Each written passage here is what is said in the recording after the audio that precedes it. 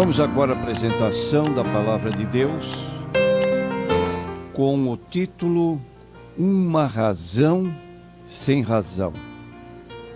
Capítulo 12 do livro de Hebreus, a partir do primeiro versículo, passamos a ler a Bíblia.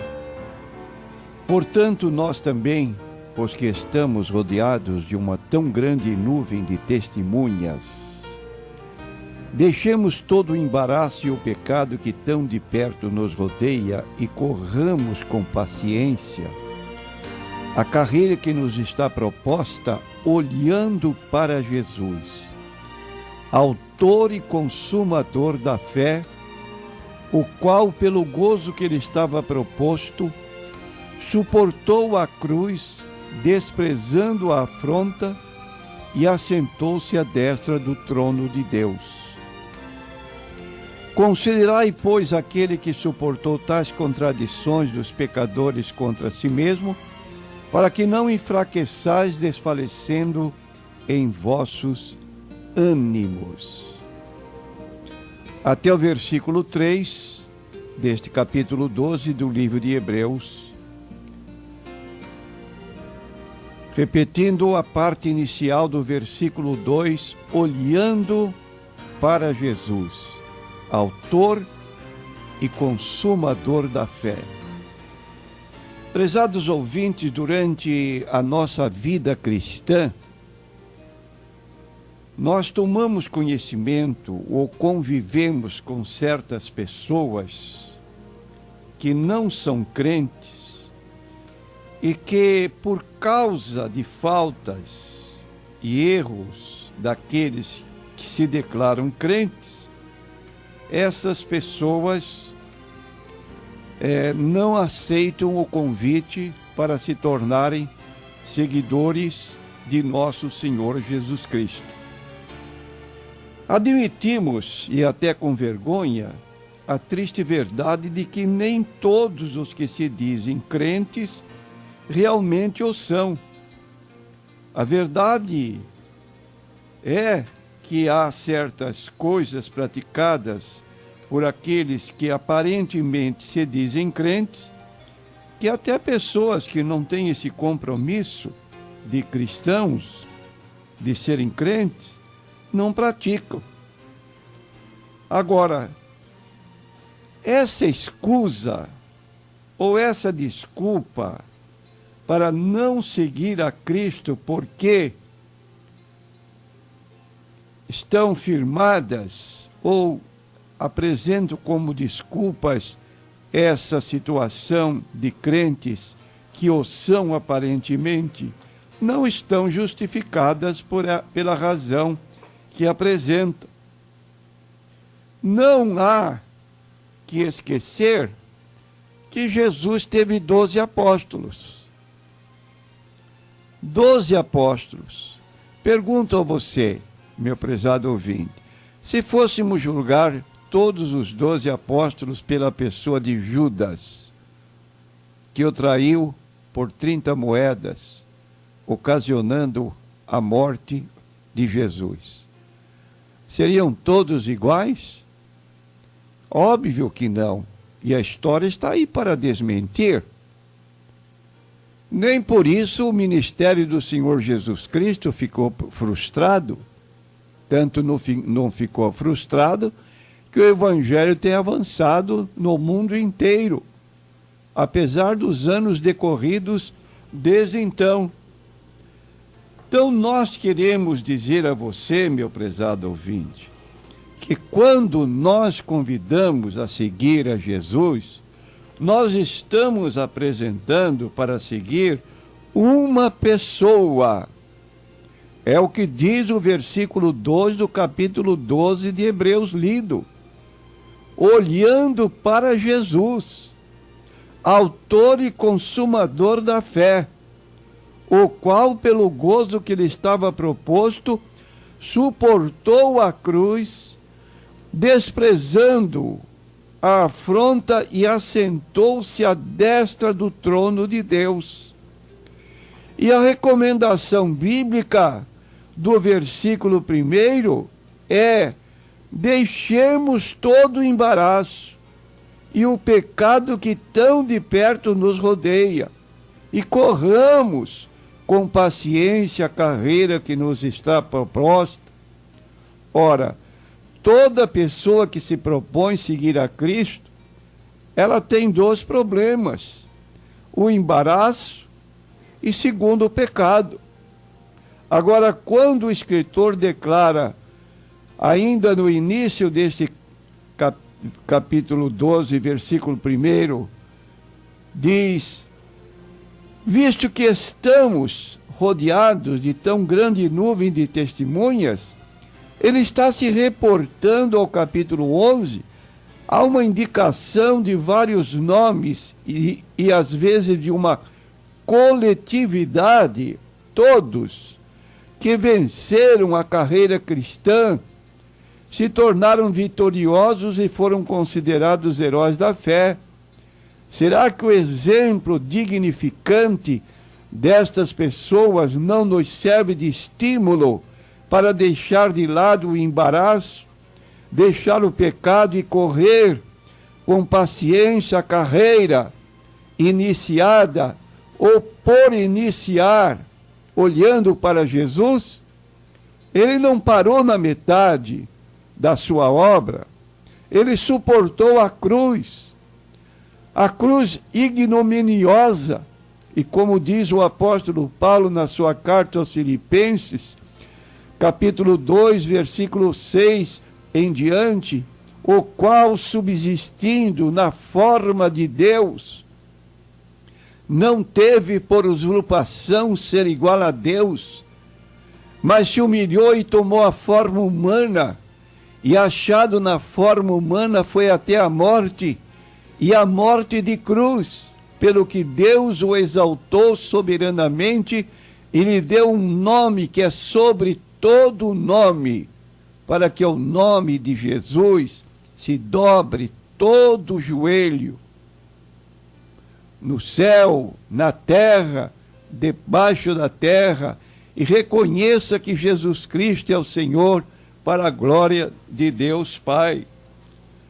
Então você está sendo convidado nesta hora para seguir ao Senhor Jesus Cristo. Temos repetido aqui frequentemente o texto de Mateus 11, 28, vinde a mim todos. Se Jesus convida, não ponha um obstáculo dizendo, não sigo, não me torno crente em Jesus por causa de fulano, de Beltrano, de Cicrano e outras pessoas mais que não dão um bom testemunho do Senhor Jesus Cristo. Agora, se você me perguntasse por que eu devo seguir a Jesus Cristo, para a sua própria segurança. É a primeira razão que apresentamos. Que segurança é esta? A salvação. A salvação não nos vem pelos méritos dos crentes, mas vem por Jesus Cristo. Foi Ele quem morreu por nós, e nenhum outro. E Ele disse em João 15, versículo 13, ninguém tem maior amor do que este, de dar a alguém a sua vida pelos seus amigos. É verdade ou não é? Alguém morrer em lugar de outro é uma abnegação. E Jesus demonstrou este amor. E é o que nós lemos também na segunda carta do apóstolo Paulo aos Coríntios, no capítulo 5, a partir do versículo 19, está escrito o seguinte: Deus estava em Cristo reconciliando consigo o mundo, não lhes imputando os seus pecados, e pôs em nós a palavra da reconciliação, de sorte que somos embaixadores da parte de Cristo, como se Deus por nós rogasse. Rogamo-vos, pois, da parte de Cristo, que vos reconcilieis com Deus. Aquele que não conheceu o pecado, o fez pecado por nós, para que nele fôssemos feitos filhos de Deus. Então, prezado ouvinte, se alguns naufragam nas suas vidas, nós não somos obrigados a imitá-los. Retornando à palavra de Hebreus 12:2, olhando para Jesus. Ele venceu, concluiu a obra da redenção, dizendo, tudo está consumado. Então, a razão para você seguir a Cristo é para a sua própria segurança. Uma segunda razão é para conhecer o verdadeiro cristianismo. Chegando alguém a Jesus, achará a fonte do cristianismo. Deve lembrar-se do que o salmista disse, provai e vede que o Senhor é bom. Talvez pelos crentes possa saber algumas coisas a respeito de Jesus, mas para conhecê-lo é melhor experimentá-lo. Não se pode provar uma fruta ou falar a respeito de uma fruta sem primeiro comê-la. E aí está, você tem este direito de conhecer o verdadeiro cristão, o verdadeiro cristianismo, tornando-se um cristão. Uma terceira razão que nós apresentamos porque você deve seguir a Jesus Cristo é para mostrar como devemos proceder na vida cristã. Proceda melhor do que nós. É fácil ficar de fora e criticar, mas é outra coisa entrar e agir. Não achará a vida cristã tão fácil como parece. Sabemos bem que erramos muito, porém estamos experimentando isso já. E isso já é alguma coisa. Então diz o texto bíblico de Provérbios 4:18, a vereda do justo é como a luz da aurora, vai brilhando mais e mais até chegar ao dia perfeito. O apóstolo Paulo, que começou a sua vida cristã sendo perseguido, quando ele entrou na cidade de Damasco, ele não pôde sair como entrou. Ele teve que descer num cesto, escondido, porque começou a falar de Jesus na própria cidade para onde fora, a fim de perseguir, e as pessoas ficavam perplexas. Não é este homem que veio aqui para perseguir os cristãos? Como é que agora ele está falando da doutrina que ele vinha perseguir? E ele dava o seu testemunho do seu encontro com Jesus no caminho de Damasco.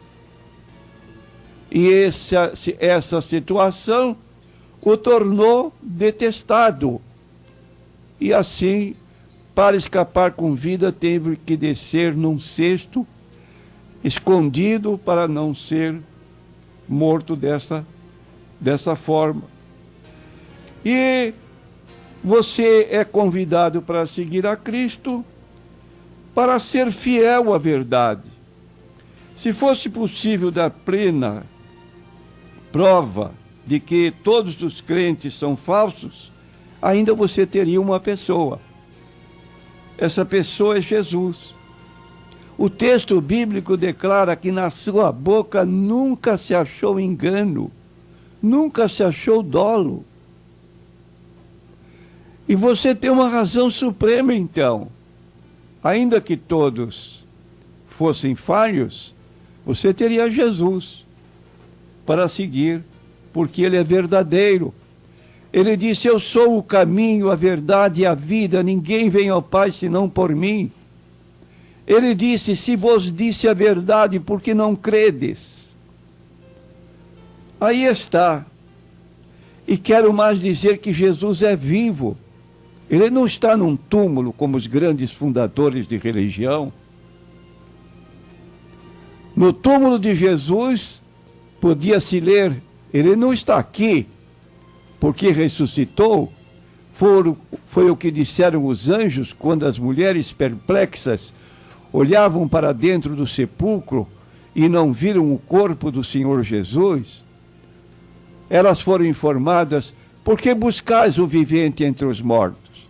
Ele não está aqui, mas ressuscitou, ascendeu aos céus à vista de muitos dos seus seguidores, está sentado à direita do Pai e está trabalhando em nosso favor como advogado, como mediador, como diz Paulo, um só Deus e um só mediador entre Deus e os homens, Jesus Cristo, o homem. Não só mediador, mas advogado. 1 João, capítulo 2, versículo 1. Meus filhinhos, estas coisas vos escrevo para que não pequeis, mas se alguém pecar, temos um advogado para com o Pai, Jesus Cristo justo. Então, aí está razão principal, porque não o convidamos para uma determinada religião, convidamos para uma aceitação de Jesus Cristo como Senhor e Salvador. De modo que você não tem razão para ficar fora com essa alegação de que há muitos hipócritas, há muitos que dizem que são crentes, não são crentes. Busque ao Senhor Jesus Cristo e Ele demonstrará para você que é na verdade o que Ele declara: o caminho, a verdade e a vida. O apóstolo Paulo, depois de sofrer pelo amor de Cristo, ele escreve a Timóteo suas palavras praticamente finais: combati o bom combate, acabei a carreira, guardei a fé, e agora só me resta a coroa da justiça, que o justo juiz me dará naquele dia, e não somente a mim, mas a todos que amarem a sua vinda. Seja um cristão aceitando o desafio de Cristo, e na vida cristã não perca de vista, olhando para Jesus, deixe o embaraço, o pecado que nos cerca, e olhe para Jesus. Amém.